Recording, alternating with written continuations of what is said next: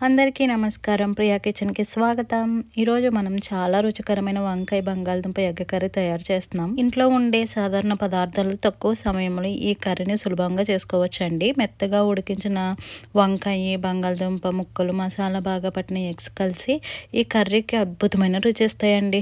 వేడి అన్నం, చపాతీ లేదా రోటీతో తింటే చాలా రుచిగా ఉంటుంది. చిన్నపిల్లల నుంచి పెద్దవాళ్ళ వరకు అందరూ ఇష్టపడే ఈ కర్రీని మీరు కూడా ఒకసారి తప్పకుండా ట్రై చేయండి. ఈరోజు మనం చేసిన వంకాయ బంగాళదుంప ఎగ్ కర్రీ రుచికే కాదండి, ఆరోగ్యానికి ఎంతో మంచిది. ఎగ్లో ప్రోటీన్ సమృద్ధిగా ఉంటుంది. వంకాయలో ఫైబర్ వంటి యాక్సిడెంట్లు ఉండి జీర్ణక్రియకు సహాయపడతాయి. అదే బంగాళదుంపలో శరీరానికి కావలసిన శక్తిని అందిస్తుంది. ఇలా రుచి పోషకాలు రెండు కలిసిన ఈ కర్రీని తప్పకుండా ట్రై చేయండి. కడాయి పెట్టుకుని ఆయిల్ వేసి సన్నగా కట్ చేసిన ఆనియన్స్, చిల్లీస్ వేసి బాగా మగ్గించాలి. తర్వాత 2 టేబుల్ స్పూన్స్ అల్లం వెల్లుల్లి పేస్ట్ వేసి పచ్చివాసన పోయే వరకు మగ్గించాలి. తగినంత ఉప్పు వేయాలి. 2 టమాటాలు కట్ చేసి వేసి టమాటాలు ఉడికే వరకు మగ్గించాలండి.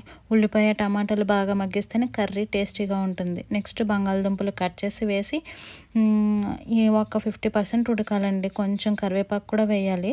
కట్ చేసి పక్కన పెట్టుకున్న వంకాయలు కూడా వేసేయాలండి. ఇవన్నీ ఒక 80% అనేవి ఉడికించుకోవాలండి.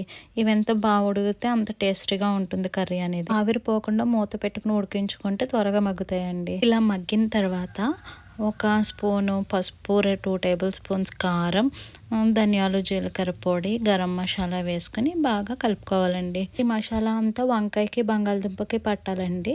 అలా పడితేనే టేస్టీగా ఉంటుంది. ఆ తర్వాత 1/2 గ్లాస్ వాటర్ వేసుకొని ఒకసారి బాగా కలిపేసుకోండి. ఉడకబెట్టుకుని పక్కన పెట్టుకున్న ఈ ఎగ్స్ కూడా ఘాట్లు పెట్టుకొని ఈ కర్రీలో వేసేసుకోవాలండి. ఒకసారి వేసేసుకుని ఈ మసాలా అంతా ఎగ్గకి పట్టేలాగా ఒకసారి కలిపేసుకొని కట్ చేసి పక్కన పెట్టుకుని ఈ కొత్తిమీరను కూడా వేసేసుకొని ఒకసారి కలిపేసుకోవాలండి. ఇంతేనండి.